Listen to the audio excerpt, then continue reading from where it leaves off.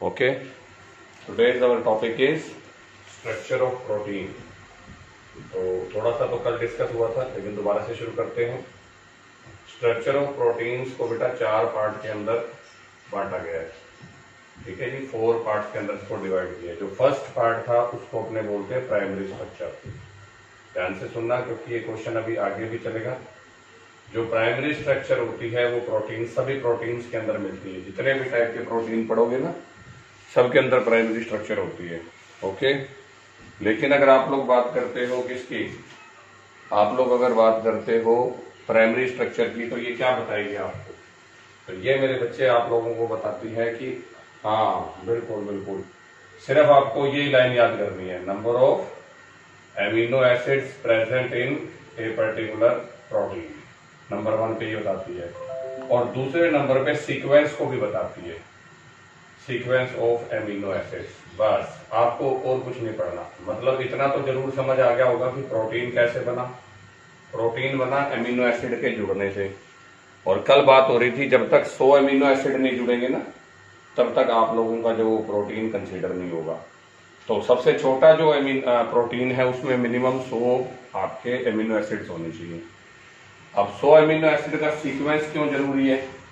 तो उसके लिए मैंने आपको बताया था कि सबसे पहले हीमोग्लोबिन के लिए, है ना, फ्रेडरिक सेंगर ने निकाला था। नहीं, हीमोग्लोबिन के लिए नहीं, सॉरी, अपने इंसुलिन प्रोटीन के लिए। इंसुलिन सुना हुआ कभी? ये इंसुलिन हार्मोन होता है वैसे तो, पर हाँ बिल्कुल बिल्कुल बिल्कुल बिल्कुल बिल्कुल बिल्कुल। और ये प्रोटीन की नेचर का होता है, इसलिए इसको प्रोटीन भी कंसीडर करते हैं। तो जो इंसुलिन होता है वो लोग क्या करता है पता है? ग्लूकोज को ग्लाइकोजन में बदलता है। आज एक बंदे को डायबिटीज हो गई है ना, भी एक बंदा है जिसको डायबिटीज हो गई। तो डायबिटीज ज्यादा मीठा खाने से नहीं होती। डायबिटीज होती है जब जब आपके शरीर के अंदर इंसुलिन की कमी हो जाती है। समझ आ गया? तो इंसुलिन की बॉडी में कमी होते ही डायबिटीज हो जाती है। तो जिस बंदे को शुगर होगी उसको इंसुलिन के इंजेक्शन लगने शुरू हो जाते हैं, अगर हाई लेवल की डायबिटीज है तो। अदरवाइज वो बंदा थोड़ा मोटा शुगर कम करके कंट्रोल कर सकता है। तो इंसुलिन हार्मोन के लिए फ्रेडरिक सेंगर ने क्या किया? सारे सीक्वेंस बता दिए एमिनो एसिड्स के, और उसको इस बात के लिए नोबेल प्राइज भी मिला। ठीक है, अब मैं आपको क्या बता रहा हूँ, सीक्वेंस का क्या फर्क पड़ता है। कि कल को आप कहते हो सर सीक्वेंस क्यों जरूरी है, तो अब ध्यान से सुनना। हीमोग्लोबिन के अंदर 574 एमिनो एसिड्स होते हैं। ठीक है, अब ये बात अपनी कल हुई थी कि sir what is the effect of sequence. तो ये जो 574 एमिनो एसिड लगे हुए हैं, इनका सीक्वेंस फिक्स होना चाहिए। कल को अगर एक भी सीक्वेंस चेंज होता है तो क्या होगा? वहां पर कोई ना कोई पर्टिकुलर बीमारी हो जाएगी। हाँ बिल्कुल, बीमारी। तो कल एक बीमारी बताई थी मैंने, सिकल सेल एनीमिया। हाँ, तो सिकल सेल एनीमिया में पता क्या होता है? सिर्फ आपका जो 21 नंबर पे ग्लूटामिन एसिड बैठा हुआ है, ग्लूटामिक एमिनो एसिड, उसकी जगह वैलिन आ जाता है। तो इतने से चेंज से क्या हो गया? देखो, उस बंदे को बीमारी हो गई। और सिकल सेल एनीमिया एक बहुत ही भयंकर बीमारी होती है, जिसकी वजह से खून की कमी से बंदा मर जाता है। तो जब एक मैंने सीक्वेंस बदल दिया आपस में, या मान लो हटा के कुछ दूसरा बदल दिया, तो हमें बीमारी हो जाएगी। तो इसीलिए फ्रेडरिक सेंगर को नोबेल प्राइज मिला कि उसने कई बीमारियों की खोज कर दी कि ये क्यों होती है, जो कि आज तक पता ही नहीं थी। तो अब प्राइमरी स्ट्रक्चर क्लियर है माइंड के अंदर? जल्दी बोलो कि अगर मैं पूछ लूं भाई प्राइमरी स्ट्रक्चर तू क्या बताएगी, तो सिर्फ एक लाइन कि सर ये बताएगी how many amino acids are present in a particular protein and what is the sequence of these amino acid. अब आता है सेकंड नंबर पे। सेकंड नंबर पे आता है सेकेंडरी स्ट्रक्चर। ये भी सारे प्रोटीन्स के अंदर होती है। अब सेकेंडरी स्ट्रक्चर जो होती है वो आपको स्टेबिलिटी बताएगी। तो स्टेबिलिटी के अंदर बच्चे समझ नहीं पाते भाई स्टेबिलिटी किस बात की है। तो कल को आप लोगों से मैं बोल रहा हूं कि एमिनो एसिड कितने जुड़े, तो आपने बोला सर सबसे छोटे प्रोटीन में 100 जुड़े। अब मैं इसलिए इस पे एम्फेसिस कर रहा हूं कि 100 एमिनो एसिड्स अगर लगातार जुड़ते जाएंगे तो मॉलिक्यूल बड़ा हो जाएगा, और अगर मॉलिक्यूल बड़ा हो जाएगा तो नॉर्मल सी बात है कि वहां पर बड़े मॉलिक्यूल्स जो है वो बीच में से टूट जाएंगे। तो इतने इतने बड़े, हाँ, इतने इतने बड़े मॉलिक्यूल जिनका इतना सारा मॉलिक्यूलर मास है, उनको स्टेबल करने के लिए कोई ना कोई तो टेक्निक होगी। तो उसके लिए दो स्ट्रक्चर्स बताई गई कि प्रोटीन के अंदर दो टाइप की स्ट्रक्चर होती है। पहला है फाइब्रस प्रोटीन। फाइब्रस प्रोटीन मैंने आपको कल एग्जांपल दिए थे, बाल और नाखून। हाँ, तो इन्होंने बोला सर दो टाइप की स्ट्रक्चर होती है, एक तो अल्फा हेलिक्स, ठीक है, और दूसरे नंबर पे इन्होंने स्ट्रक्चर बताया बीटा प्लेटेड। बीटा प्लेटेड और शीट लाइक स्ट्रक्चर, तो ये आप लोगों को पता होना चाहिए। तो बीटा प्लेटेड शीट स्ट्रक्चर और अल्फा हेलिक्स, इनकी वजह से प्रोटीन स्टेबल होते हैं। तो जो फाइबरस प्रोटीन होते हैं वो बाल जैसे होते हैं ना, मैंने आपको बताया था। अब ये देखो सारे बच्चे जिसने कल समझ में नहीं आया था, ये प्रोटीन की एमिनो एसिड की चेन है। अब इसमें अमीनो एसिड लाइन वाइज लगे हुए हैं। अगर वो लाइन वाइज लगे हैं तो देखो, एक बात मैंने कल बताया, ये रहा CO और ये रहा NH। क्या मैं H पे प्लस लगा दूं और O पे माइनस लगा दूं? ये बात सही है? हाँ, इसमें कोई प्रॉब्लम तो नहीं है। और इसी तरीके से अगर मान लीजिए इसके सामने बैठा हुआ वो NH और इधर बैठा हुआ CO, तो इधर प्लस होएगा और इधर माइनस होगा। जल्दी बोलो। अब तेरे प्लस और मेरे माइनस में अट्रैक्शन होगा और उस अट्रैक्शन को मैं हाइड्रोजन बॉन्ड नाम दे दूं। जल्दी बोलो। तो यही बात, हाँ, क्योंकि हाइड्रोजन बॉन्ड बनता था जब फ्लोरीन आए या ऑक्सीजन आए या नाइट्रोजन आए और इनके बीच में हाइड्रोजन फंस जाए। तो आज हाइड्रोजन फंसा हुआ है नाइट्रोजन और ऑक्सीजन के बीच में, ये देखो बन गया। आज हाइड्रोजन फंसा हुआ है नाइट्रोजन और ऑक्सीजन के बीच में, ये लो जी बन गया। अब ये जो हाइड्रोजन बॉन्ड है ये स्टेबिलिटी देते हैं। और हाइड्रोजन बॉन्ड मान लेता हूं कि वांडरवाल बॉन्ड है और मान लेता हूं ये वीक बॉन्ड है, लेकिन मैंने उस दिन बताया था वीक वीक वीक वीक, हाँ, बहुत सारे होते हैं। और बहुत सारे वीक बराबर, जल्दी बोलो, स्ट्रॉन्ग। बिल्कुल बिल्कुल बिल्कुल। तो अब ये बात मैं आपको बुक में बना के दिखा चुका हूं, ध्यान से देखना। ये रहा CO और ये रहा मेरे पास NH। आपको ज्यादा नहीं करके दिखाना। गुरनूर की दूसरी आईडी से हो रहा है क्या कोई ज्वाइन? गुरनूर बैठा है क्या क्लास के अंदर? हेलो गुरनूर। एक और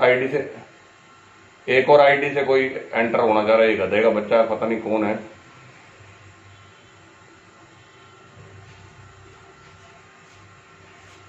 चलो बस ठीक है। अब ये आ गया जी आपके पास में माइनस और उसके बाद में प्लस, ठीक है। अब इसी तरीके से मेरे बच्चे सामने वाली जो रिंग है उसके अंदर भी तो CO और NH होगा, ये देखो, है ना। अब जब एक रिंग के अंदर CO और NH है और दूसरी में भी CO और NH है, तो क्या हाइड्रोजन बॉन्ड बन सकते हैं? बस इतनी सी बात बताओ, शाबाश, है ना। तो ये आपका यहाँ पे एमिनो एसिड चल रहा है इस तरीके से लगातार, ठीक है जी, लगातार एमिनो एसिड चल रहा है। और ये जो एमिनो एसिड है ये आपका कंटिन्यूटी में बॉन्डिंग कर लेता है। अब एक रिंग जुड़ जाती है 2 से, दूसरी जुड़ जाती है 3 से, तीसरी जुड़ जाती है 4थी से, और लगातार इनमें बॉन्डिंग हो जाती है। और ये बॉन्डिंग ऑटोमेटिकली क्या करेगी? आपको स्टेबिलिटी देगी।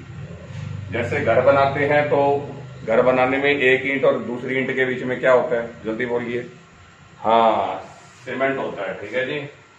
और उसी तरीके से दूसरी और तीसरी में भी सीमेंट होता है, तो वो एक दूसरे को स्टेबिलिटी देते देते घर बन जाता है। अदरवाइज मैंने कल आपको करके दिखाया था कि ईंट के ऊपर ईंट रखोगे तो थोड़ी देर बाद ईंटें हिलने लग जाएगी, है ना, और जब ईंटें हिलने लग जाएगी तो वो गिर जाएंगी। तो क्या आप बात समझ में आई कि इतनी बड़ी पॉलीपेप्टाइड चेन या इतनी बड़ी एमिनो एसिड की जो चेन है वो स्टेबल कैसे हुई? तो आंसर आया सर पहले नंबर पे अल्फा हेलिक्स स्ट्रक्चर बना के। लेकिन क्या सारे प्रोटीन्स में सिर्फ सिंगल मोनोपेप्टाइड चेन होती है, ये पॉलीपेप्टाइड चेन होती है? जवाब है हाँ। तो जवाब आया नहीं, सारों में ऐसे नहीं होती। ये सिर्फ फाइब्रस प्रोटीन है। बाल देखिए कितने लंबे होते हैं, लेडीज के बाल भी देखे होंगे, कई होंगे। इतने लंबे बाल इसलिए हो जाते हैं क्योंकि उनमें सपोर्ट होती रहती है। लेकिन अब क्या हर प्रोटीन सिंगल पॉलीपेप्टाइड से बन के बनता है? तो जवाब है नहीं, कुछ के अंदर मल्टी पॉलीपेप्टाइड भी होती है। तो मान लीजिए अगर वो होती है तो वो इस तरीके से आएंगी, ये देखो, ये इस तरीके से। अब शीट लाई का मतलब होता है एक शीट पे दूसरी शीट, दूसरी शीट पे तीसरी शीट, तीसरी शीट पे चौथी शीट। तो इसको भी तो मैं लेयर के हिसाब से समझा सकता हूं कि एक लेयर पे दूसरी लेयर, दूसरी पे तीसरी लेयर। अब यहां पर भी बनाना चाहते हो तो जरूरी नहीं है कि ना बनाओ, ये लो CO लिख दो, नीचे एक NH लिख दो, बस ये लो जी CO, CO के बाद NH, NH, NH के बाद में CO, और एक बना के दिखा दो, ये पेप्टाइड चेन है, और उसके बाद बाकी सारी डैश डैश कर दो। इससे टीचर को पता लग जाता है कि बच्चे को पता है कि बनाना क्या है। हम आप लोगों से ये नहीं चाहते कि आप पूरा डायग्राम बना बना के दिखाओ जैसे मेरी बुक में बनाया हुआ है। बुक वाला डायग्राम और मेरे वाले डायग्राम में डिफरेंस देखना, और आपको मेरे वाला डायग्राम बड़ा इजी दिखेगा। अब ये भी हाइड्रोजन बॉन्ड से स्टेबल हुए हैं, ये भी हाइड्रोजन बॉन्ड से स्टेबल हुए हैं, लेकिन दोनों टाइप के प्रोटीन में थोड़ा सा डिफरेंस है ना, कि वो फाइब्रस प्रोटीन का एग्जाम्पल दे रहा हूँ, और ये मल्टी लेयर यानी कि जिसमें पॉलीपेप्टाइड चेन, हाँ जिसमें पॉलीपेप्टाइड चेन एक से ज्यादा हूँ, उसका एग्जाम्पल दे रहा हूँ। क्या ये बात समझ आ गई मेरे बच्चों को? जल्दी बोलिए, शाबाश। अब इसके बाद आता है टर्शरी स्ट्रक्चर। टर्शरी स्ट्रक्चर समझाने के लिए मुझे कुछ ज्यादा बना के नहीं दिखानी पड़ेगा कुछ, लेकिन अगर बना के दिखा भी दो तो भी कोई फर्क नहीं पड़ता। टर्शरी जो स्ट्रक्चर होती है वो थोड़ा सा कुछ प्रोटीन्स में होती है और कुछ में नहीं होती। लेकिन बच्चे से क्या पूछा जाता है? बच्चा पूछता है कि सर टर्शरी स्ट्रक्चर की जरूरत क्यों पड़ी?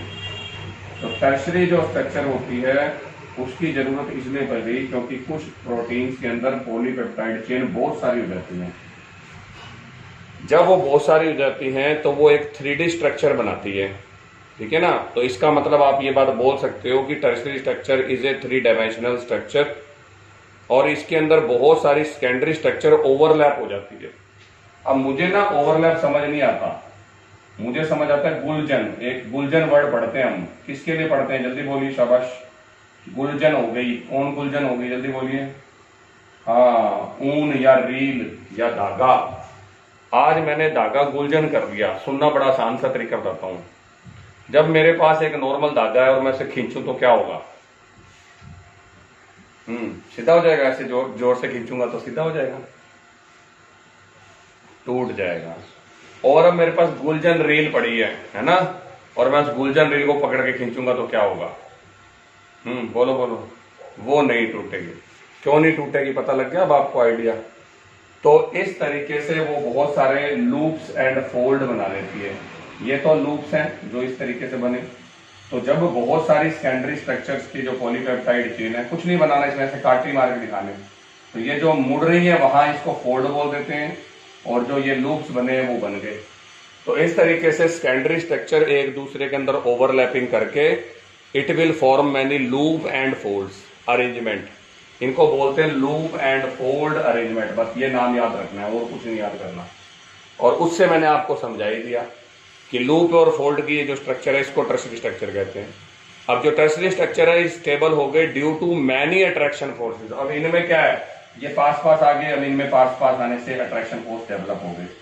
तो अब ऊपर वाले में और नीचे वाले में तुम्हें फर्क क्या दिख रहा है? कोई मेरे से पूछ ले तो मैं बताऊंगा सर यहाँ पर बहुत सारे पॉलीपेप्टाइड चेन है और उनमें पास पास होने से अट्रैक्शन फोर्स डेवलप हो गया, और ये जो अट्रैक्शन फोर्स है ये टर्शरी स्ट्रक्चर के लिए रिस्पॉन्सिबल होता है, और इसीलिए आप लोगों की ये टर्शरी स्ट्रक्चर है। The tertiary structure is suitable and important for specific function of protein.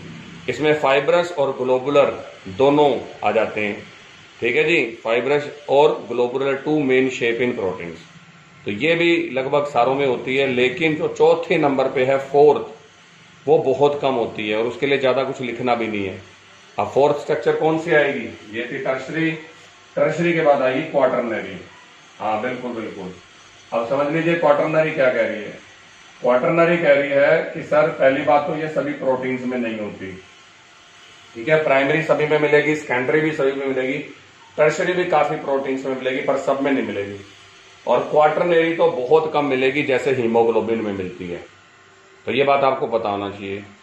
अब इसमें लिखा हुआ है some of the proteins are composed of 2 और more than 2 more polypeptide long polypeptide chains. अब इसमें भी पॉलीपेप्टाइड है लेकिन वो छोटी पॉलीपेप्टाइड है, कोई 40 की कोई 30 की, लेकिन यहाँ लॉन्ग पॉलीपेप्टाइड चेन्स होती है, और लॉन्ग का मतलब क्लियर कट बात है मोर देन 100 वाली, ठीक है जी। और अब हीमोग्लोबिन तो बता ही चुका हूं मैं मेरे बच्चों को कि 574 वाली है। तो अब ये क्या करती हैं, इनको हम बोलते हैं सब यूनिट्स। तो long polypeptide chains which are known as subunits. बस अब क्वाटरनरी में इससे भी ज्यादा जो है आपके पास स्ट्रक्चर उलझ जाती है। The spatial arrangement of these subunit are known as quaternary. बस यहाँ पर एक लाइन लिख देना, स्पैटियल अरेंजमेंट हो जाती है। स्पैटियल मतलब स्पेस में सभी जगह पर। स्पैटियल का मतलब ये मत लिख देना सांप के जैसी। स्पैटियल मतलब जहां जिस भी डायरेक्शन में इनको जगह मिलती है उसी डायरेक्शन में उलझ जाती है। तो इसमें और इसमें ज्यादा फर्क नहीं है, पर अगर कोई प्रोटीन इनसे भी ज्यादा कॉम्प्लिकेटेड है या ज्यादा अमीनो एसिड वाला है तो क्वार्टरनरी की जरूरत है, अदरवाइज टर्शरी तक चलता है काम। तो 574 वाला जो हीमोग्लोबिन है या जो आरबीसी की जो प्रोटीन्स होती है वो इसके अंदर आपको क्वार्टरनरी पढ़नी है, बाकी वो सभी में नहीं होती। तो अब बताइए जी, चारों क्लियर हैं? प्राइमरी क्या बता के जाएगी, बताओ फटाफट। हाँ बस बिल्कुल बिल्कुल, हाँ जी। उसका सेकेंडरी क्या बताएगी, जल्दी बोलिए। सेकेंडरी स्टेबिलिटी बताएगी कि दो टाइप से स्टेबिलिटी। टर्शरी भी स्टेबिलिटी को बता रही है, लेकिन उन प्रोटीन्स के अंदर जिनके अंदर ज्यादा पॉलीपेप्टाइड चेन है और जिनमें लंबी पॉलीपेप्टाइड चेन है वो फोर्थ। तो इसका क्लियर कट मीनिंग ये हो गया कि ज्यादातर आपके पास प्राइमरी और सेकेंडरी ही आएगी पेपर के अंदर। हाँ, स्पैटियल अरेंजमेंट वाली लाइन ये है कि the spatial arrangement of these सब यूनिट्स, इनको मैं क्या बोल रहा हूं, लंबी चेन को सब यूनिट्स बोल रहा हूं। और इन सब यूनिट्स की हर डायरेक्शन में जो अरेंजमेंट दिख रही है, स्पैटियल जो अरेंजमेंट दिख रही है, उसको आप लोग क्या बोलोगे, उसको आप लोग बोलोगे क्वार्टरनरी स्ट्रक्चर। और क्वार्टरनरी और टर्शरी आज तक कभी नहीं आई हुई पेपर के अंदर, तो इसलिए इसके अंदर कोई खास बात नहीं है। Now next topic is denaturization of protein. क्या मतलब हुआ डीनेचराइजेशन का, पहले आप अपना दिमाग लगाइए। हाँ, मैं बताऊं, नेचर का बदल जाना, नेचर का बदल जाना उसको बोलते हैं डीनेचराइजेशन ऑफ प्रोटीन। और ये आप लोगों ने आराम से देखा हुआ है, बिल्कुल सब बच्चों ने देखा हुआ है। अंडे से आमलेट बनता हुआ सबने देखा हुआ है, भले भले ही वो टेलीविजन में क्यों ना देखा हो, है ना। अब अंडा कैसा होता है, चलो जल्दी से बोलो, सारों को पता है अंडा, देखा हुआ कभी अंडे को? उसके अंदर जो मिलता है वो कोलाइडल लिक्विड सा होता है ना। अब जैसे ही उसको आप लोग गेरते हो तवे पर, गरम तवे पर, तो वो पराठे जैसा बन जाता है। और नहीं तो चीला बनते हुए तो देखा होगा, वो भी तो दाल का बनता है, वो भी हाँ अंडा, चलो अंडा नहीं, जिन बच्चों ने कोई कह दे ब्राह्मण बेटा शिव शिव शिव, है ना, अंडा मेरे वर्ग, ऐसे करने लग जाए, तो क्लियर बात है कि अंडा जो है वो प्रोटीन है, दाल भी प्रोटीन है। जैसे दाल से चीला बन जाता है, सेम वैसी अंडे से प्रोटीन। तो जब आप किसी अंडे को गर्म करते हैं या प्रोटीन को गर्म करते हैं, उसमें एसिड डालते हैं या अल्कोहल से ट्रीट करते हैं, तो वो एक प्लास्टिक रबड़ जैसे स्ट्रक्चर में चेंज हो जाता है। और इस प्रोसेस को या इस प्रेसिपिटेशन को या इस कोएगुलेशन को आप लोग बोलते हो डीनेचराइजेशन ऑफ प्रोटीन। तो देखो ये दोबारा बता रहा हूं लाइन में लिख करके, प्रोटीन को हीट करने पर या उसमें एसिड बेस डालने पर या उसमें अल्कोहल डालने पर वो कोएगुलेट हो जाता है। कोएगुलेट का मतलब पीपीटी की फॉर्म में जम जाता है। इस प्रोसेस को डीनेचराइजेशन बोलते हैं। पहला काम तो खत्म हो गया। अब डीनेचराइजेशन में क्या होता है वो मैं बता देता हूं। डीनेचराइजेशन में प्राइमरी स्ट्रक्चर जो है वो बची हुई रह जाती है, सेकेंडरी भी टूट जाती है और टर्शरी भी टूट जाती है। जब आप किसी भी प्रोटीन को गर्म करते हो या उसे एसिड बेस से ट्रीट करके कोएगुलेट करते हो, तो प्राइमरी और सेकेंडरी स्ट्रक्चर, सेकेंडरी और टर्शरी स्ट्रक्चर तो डिस्ट्रॉय हो जाती है, सिर्फ प्राइमरी स्ट्रक्चर उसकी बची हुई रह जाती है। ठीक है, ये बात भी पता होनी चाहिए। अब इसको याद मैं करा देता हूं। जो ये बॉडी बिल्डर होते हैं, है ना, देखा होगा कच्चा अंडा और आमलेट बना करके जो हमने खाया अंडा, दोनों में से ज्यादा बॉडी के लिए बढ़िया कौन सा है? बॉडी कच्चा अंडा। क्यों? क्योंकि कच्चा अंडा तुम्हें डायरेक्ट प्रोटीन देगा। उसमें प्राइमरी, सेकेंडरी और टर्शरी जो स्ट्रक्चर है वो सारी जुड़ी हुई मिलेगी, मतलब तैयार प्रोटीन मिलेगा और तुम खाओ और आपके बॉडी को वो प्रोटीन सीधा मिल जाएगा। जो बॉडी बिल्डर्स होते हैं वो दूध के अंदर कच्चा अंडा डाल के पी जाते हैं, उससे बॉडी बहुत मिलती है, प्रोटीन बहुत मिलता है। आजकल तो सप्लीमेंट खाते हैं लोग, वरना पुराने टाइम में ये काम करते थे। तो प्राइमरी, सेकेंडरी और टर्शरी स्ट्रक्चर टूटी नहीं हुई, आप सीधा कच्चा। लेकिन जैसे ही आपने आमलेट बना के खाया तो वो स्वाद के लिए खाया, स्वाद के चक्कर में क्या हुआ, सेकेंडरी और टर्शरी तो गई टूट, सिर्फ आपको प्राइमरी यानी कि एमिनो एसिड की चेन मिली। अब वो एमिनो एसिड आपकी बॉडी में जाएंगे और प्रोटीन बनाएंगे, मतलब इट विल टेक टाइम, और टाइम भी लगेगा और आपका प्रोटीन खुद बॉडी बनाएगी, तो इसका मतलब आपको इतने ज्यादा प्रोटीन नहीं मिले। ये बात आपको पता होनी चाहिए। तो डीनेचराइजेशन से होता क्या है, तो हमने बता दिया, सिर्फ प्राइमरी स्ट्रक्चर बची रह जाती है, सेकेंडरी भी डिस्ट्रॉय हो जाती है और टर्शरी भी डिस्ट्रॉय हो जाती है। लेकिन अब बात आई कि हमने कौन से अंडे की रेडी लगानी है ना, जो आप हमें इतना ज्ञान दे रहे हो, तो ये किस लिए होता है। तो चलिए जी, इसका जहां यूज है वहां चलते हैं। जिंदगी में कभी ब्लड टेस्ट हुआ है? क्यों हुआ है? हाँ, क्यों हुआ है ब्लड टेस्ट, क्यों होता है? आप बताइए, शाबाश। हाँ, बीमार होते हैं तब होता है। किस चीज के लिए होता है ये भी बता दो। हाँ, बिल्कुल बिल्कुल, और ये चेक करने के लिए कि कहीं से डेंगू तो नहीं हुआ। तो मलेरिया और जो डेंगू के वायरस होते हैं वो ब्लड में घूम रहे होते हैं। तो आपको किसी बीमारी को डिटेक्ट करना है, तो हम आपका ब्लड सैंपल ले लेते हैं और उस ब्लड सैंपल में एसिड या बेस डाल के उसको कोएगुलेट कर लेते हैं। जैसे ही कोएगुलेट होता है तो वो वायरस भी वहां पर फंस जाता है। प्रोटीन के जमते ही, ब्लड में भी तो प्रोटीन है, कौन सा प्रोटीन है ब्लड में? हीमोग्लोबिन। हाँ, तो उसके जमते ही वो वायरस वहां फंस जाता है और उसको हम डिटेक्ट कर लेते हैं कि हमारे कोई इन्फेक्शन तो नहीं है, कोई बैक्टीरियल या वायरल इन्फेक्शन तो नहीं है। उसके लिए आप ब्लड की चेकिंग करते हो। तो याद रखना, इस प्रॉपर्टी को हम किस लिए चेक करते हैं? इन checking the testing of glucose. किसी को शुगर तो नहीं है, किसी को यूरिया तो नहीं बढ़ा हुआ ब्लड में, एसिड तो नहीं बढ़ा हुआ, या कोई और बीमारी तो नहीं है, उनके लिए क्लिनिकली हम यूज करते हैं। ठीक है, तो ये बात आपको पता होना चाहिए। और फिजिकल और केमिकल बायोलॉजिकल एक्टिविटी के लिए हम, हाँ, अब एक बात सुन लो। There are some examples in which the protein acquire their initial physical and chemical properties and biological activity when the denaturization agent is removed. तो इसमें एक चीज और होती है कि अगर आप डीनेचराइजेशन एजेंट को रिमूव कर देते हैं, यानी कि एसिड को रिमूव कर देते हैं, तो कुछ प्रोटीन्स की फिजिकल और केमिकल जो एक्टिविटी है वो दोबारा आ जाती है। And this is opposite to the denaturization. पहले मैंने एसिड डाला, फिर मैं अगर एसिड को रिमूव करता हूं तो ये प्रॉपर्टीज वापस भी आ जाती हैं कुछ प्रोटीन्स में, सब में नहीं आती। और इसको उल्टा बोल दीजिए, रीनेचराइजेशन ऑफ प्रोटीन। ये एक छोटा सा टॉपिक लिखा हुआ है। तो डीनेचराइजेशन का उल्टा रीनेचराइजेशन। अब इसके बाद आता है एंजाइम। ठीक है जी, जो कि हटा दिया गया है, वो इसमें से हटाया कि उसमें से हटाया, चेक कर देते हैं।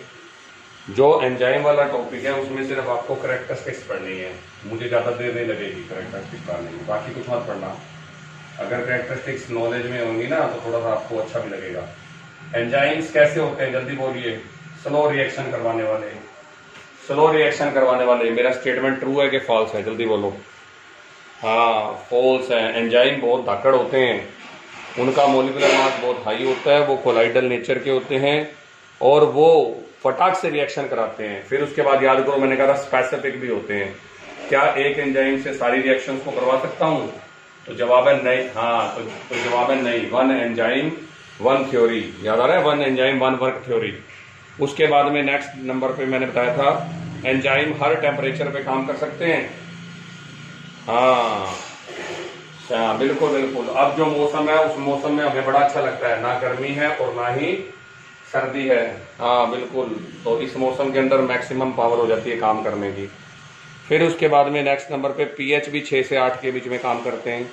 उसके बाद है इनकी एक्टिविटी को हम कंट्रोल कर सकते हैं कुछ सब्सटेंस डाल के। तो जो बंदे एंजाइम की एक्टिविटी को कम कर देते, हाँ, जो प्रमोट करते हैं वो प्रमोटर होते हैं, और जो कम कर देते हैं वो इनहिबिटर्स होते हैं। तो प्रमोटर्स और इनहिबिटर्स याद होने चाहिए बेटे। हाँ बिल्कुल बिल्कुल बोल सकते हो। तो प्रोमोटर जो होते हैं वो एंजाइम की एक्टिविटी को इंक्रीज करते हैं। ओके, और जो आपके इनहिबिटर्स होते हैं या पॉइजन होते हैं, इनहिबिटर्स या पॉइजन, वो एंजाइम की एक्टिविटी को डिक्रीज करते हैं। ठीक है जी, ये बातें आपको पता होना चाहिए। कोई एक बता दो मेरे को प्रमोटर, जल्दी से कोई भी एक प्रमोटर बता दो, बता सकते हो? हीमोग्लोबिन के अंदर, मैं बताता हूँ, चलो तुम्हें याद नहीं हुआ। हीमोग्लोबिन के अंदर Fe+2 प्रमोटर है। और बता देता हूँ, प्रमोटर जनरली मेटल आयन ही होते हैं। हीमोग्लोबिन के अंदर Fe+2 प्रमोटर है। और सारी की सारी जितनी भी बायोकेमिकल रिएक्शंस है उन सभी बायोकेमिकल रिएक्शन में जो साइनाइड है वो तगड़ा, बहुत तगड़ा आपका पॉइजन है। हाँ, बहुत तगड़ा इनहिबिटर है, पॉइजन, बिल्कुल सुना होगा। साइनाइड एक तगड़ा जहर होता है। फिर मैकेनिज्म बिल्कुल वैसी है जैसे मैंने आपको वहाँ पढ़ाई थी, वही की वाली, वही याद कर लेना, इसको छोड़ दो। एप्लीकेशंस के अंदर देखो क्या होता है कि जितने भी एंजाइम्स हमारी बॉडी में है ना, उनमें सबसे ज़्यादा उनका यूज कहाँ है? डाइजेशन में। पता होगा ये बात। जो बूढ़े लोग हो जाते हैं उनको सबसे ज़्यादा प्रॉब्लम किस चीज़ की होती है? डाइजेशन की। बिल्कुल, तो एंजाइम सबसे ज़्यादा तो डाइजेशन में काम करते हैं। इसके अलावा ये कई बीमारियों को कंट्रोल करने में भी करते हैं। जैसे एक बीमारी होती है एल्बिनिज्म, सुना हुआ एल्बिनिज्म? चलो इंग्लिश में नहीं सुना होगा, सूरजमुखी रोग, अब सुना होगा। हाँ, स्किन वाइट हो जाती है धीरे धीरे, पहले थोड़ी थोड़ी वाइट होती है, फिर ज्यादा वाइट हो जाती है, और फिर बिल्कुल आदमी, हाँ वो नहीं होती दूध की कमी से, वो होती है टायरोसिनेज एंजाइम की कमी से। सुनो मेरी बात सुन, मैं बताता हूँ। टायरोसिनेज एंजाइम बॉडी में कम हो जाता है तो उस वजह से कम हो जाती है। अगर शुरू में पता लग जाए और उसको डाइट में टायरोसिनेज एंजाइम मिलना शुरू हो जाए तो फिर वो बंदा ठीक हो जाता है, अदरवाइज वो ठीक नहीं होती। और एक होती है जी हार्ट अटैक के अंदर काम आती है, स्ट्रेप्टोकाइनेज एंजाइम। तो स्ट्रेप्टोकाइनेज एंजाइम क्या करता है? जो ब्लड में क्लोट बन जाते हैं, कई बार ब्लड में क्या बन जाते हैं? क्लोटिंग हो जाती है।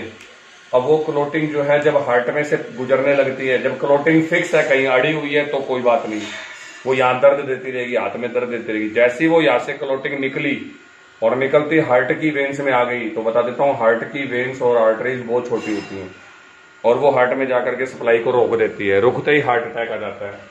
तो उस टाइम हमें एक गोली दी जाती है, वो होती है स्ट्रेप्टोकाइनेज एंजाइम। उसको जीभ के नीचे रखते ही वो डिजोल्व होती है, ब्लड में फटाक से रेगुलेट हो जाती है और वो क्लोटिंग को खत्म कर देती है।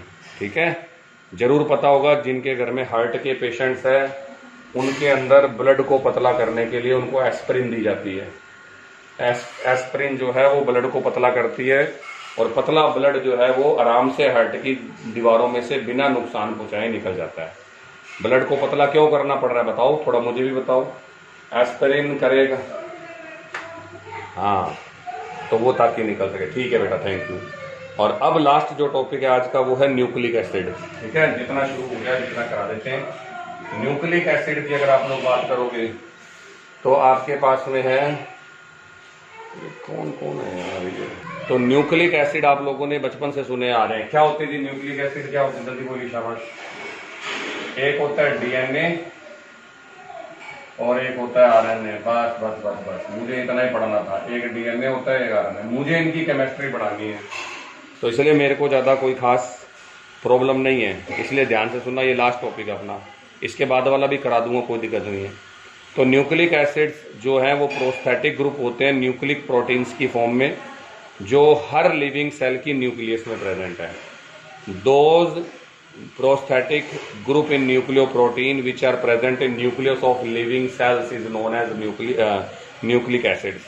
पर मुझे कोई डेफिनेशन नहीं पूछेगा, बता देता हूँ आज ही। मैंने बायोलॉजी नहीं पढ़नी, मैंने केमिस्ट्री पढ़नी है। पर तुमसे पूछेगा न्यूक्लिक एसिड कितने टाइप के होते हैं, पहला क्वेश्चन, तो जवाब है 2 टाइप के। और वो कौन कौन से 2 टाइप के? एक डीएनए और एक हो गया आरएनए। हो गया? हाँ बिल्कुल बिल्कुल, डीएनए और आरएनए। अब जो आरएनए है ना मेरे बेटे, आरएनए का फुल नाम है राइबोस न्यूक्लिक एसिड और डीएनए का नाम है बिल्कुल ये है आपके पास में राइबोस न्यूक्लिक एसिड और डीएनए का पूरा नाम है डीऑक्सीराइबोस न्यूक्लिक एसिड। बस बस बस, डीऑक्सीराइबोस न्यूक्लिक एसिड। और ऑब्वियस बात है, नाम तो याद होना ही चाहिए। अब शुरू होती है जी इनकी कहानी। अब इनकी कहानी जो है वो डीएनए तो आप लोगों का सेंट्रलाइज होता है न्यूक्लियस के अंदर, ठीक है, और ये इसकी कुछ क्वांटिटी माइटोकॉन्ड्रिया में और साइटोप्लाज्म में भी होती है। तो इतना नहीं पढ़ना, बस मुझे याद रखना डीएनए कहाँ होता है? न्यूक्लियस के अंदर होता है, और आरएनए साइटोप्लाज्म में होता है। ये डिफरेंस में मेरे काम आएगा, इसलिए बढ़ा रहा हूँ। कहाँ मिला आरएनए? कहाँ मिला? जल्दी बोलो शाबाश। साइटोप्लाज्म में। और डीएनए कहाँ मिला? जल्दी बोलो शाबाश। बस मुझे इतना ही चाहिए और कुछ नहीं चाहिए, ताकि मैं डिफरेंस याद रख सकूँ। अब मैंने उठा करके आरएनए और डीएनए को खोल के चेक कर लिया कि चलो क्या होता है। आराम से सुनना, मजा आएगा इस बात को। तो जब मैंने न्यूक्लिक एसिड को खोल के देखा या इसको तोड़ के देखा, तो मैंने इसके अंदर लाकर अमोनिया डाल दी और 115 पर मैंने थोड़ा सा बेसिक मीडियम किया, तो मेरे पास मिले सबसे पहले पॉलीन्यूक्लियोटाइड। मेरे को मिला पॉलीन्यूक्लियोटाइड। पॉलीन्यूक्लियोटाइड को मैंने तोड़ा तो मुझे मिला न्यूक्लियोटाइड। जब मैंने न्यूक्लियोटाइड को तोड़ा तो मुझे मिला न्यूक्लियोसाइड। फर्क आ रहा है? और न्यूक्लियोसाइड के साथ मुझे मिला फॉस्फोरिक एसिड। सुनते जाओ बात को। फॉस्फोरिक एसिड मैं पढ़ा चुका हूं, आपको नहीं पढ़ाया? हाँ, मैं पढ़ा चुका हूं। फॉस्फोरिक एसिड होता है H3PO4। और लास्ट जब मैंने न्यूक्लियोसाइड को तोड़ के बताया तो मेरे को मिला शुगर और बेस। शुगर और बेस। तो देखो, पॉलीन्यूक्लियोटाइड में बहुत सारे न्यूक्लियोटाइड है, फिर न्यूक्लियोटाइड में न्यूक्लियोसाइड और फॉस्फोरिक एसिड है, और लास्ट में फिर न्यूक्लियोसाइड में क्या क्या है? तो जवाब है ये 2। तो इतना बता के चले जाओ कि एक न्यूक्लिक एसिड में क्या क्या चीजें हैं, 3 मेन यूनिट कौन कौन सी है। तो देखने से ही पता लग रहा है। हाँ, एक तो मेरे पास में है शुगर है, वेरी गुड। एक मेरे पास बेस है, शाबाश, वेरी गुड वेरी गुड। तो कल को क्या मैं न्यूक्लियोसाइड की डेफिनेशन पूछ सकता हूं? तो जवाब है न्यूक्लियोसाइड मीन्स क्या होता है? न्यूक्लियोसाइड जल्दी बोलिए। Nucleoside is the combination of sugar and base.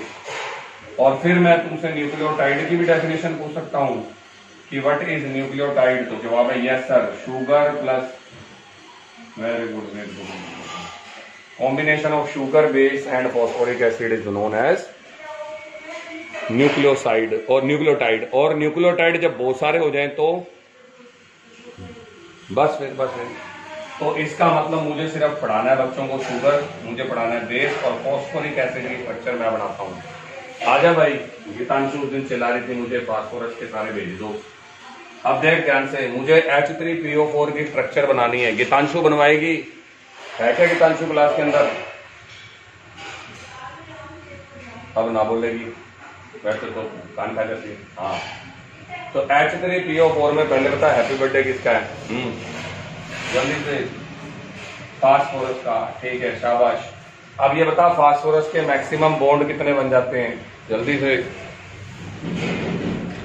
Phosphorus के मैक्सिमम बॉन्ड 5 बनते हैं। अरे यार क्यों फोन मार रहे हो यार, क्लास चल रही है। 5 बनते हैं, ठीक है जी। तो 5 अगर बनते हैं तो ये लो जी बना दिए, और बनाने हैं सिमेट्रिकल। तो मैंने H3PO4 बनाना था तो एक इधर लगा दिया, एक इधर लगा दिया और एक इधर लगा दिया। एक OH इधर, एक OH इधर और एक OH इधर। तो this is the structure of phosphoric acid. हाँ, आएगी, होल्ड ऑन। तो this is the structure of phosphoric acid. ये देखो, मैंने कहा था 2 ही बातें याद रखनी है, एक तो मैक्सिमम बॉन्ड कितने बनेंगे, और दूसरे नंबर पे और सिमेट्रिकल बनाने की कोशिश करो। तो कल मैं यहीं से शुरू करूंगा और शुगर पढ़ाऊंगा। तो शुगर कौन कौन सी होती है? तो जवाब आया, डीएनए के अंदर जो शुगर होती है वो डीऑक्सीराइबोस होती है ना। डीएनए की शुगर बराबर कौन सी है? डीऑक्सीराइबोस।